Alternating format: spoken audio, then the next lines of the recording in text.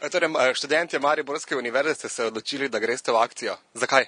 V bistvu nismo študentje Mariborske univerze, ampak je v bistvu pod okriljem študentske organizacije Univerze v Mariboru, natečneje zadelka za socialna in zdravstvena vprašanja.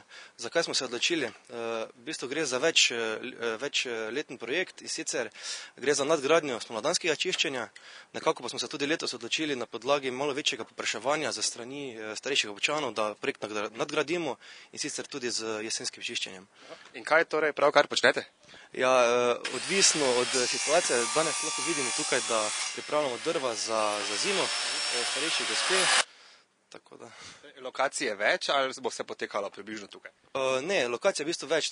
Danes druga lokacija, imamo še eno, ampak koliko vidim, nam danes ne bo uspelo iti na tretjo lokacijo, bomo pa to naredili v prihodnjih dneh.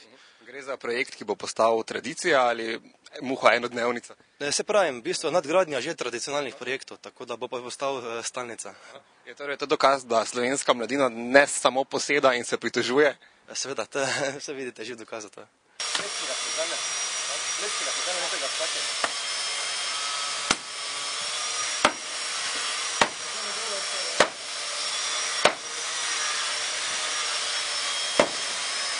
Gospa, kako bi kaj pokomentirali to študentsko akcijo pred vašo hišo? Lepo, ja.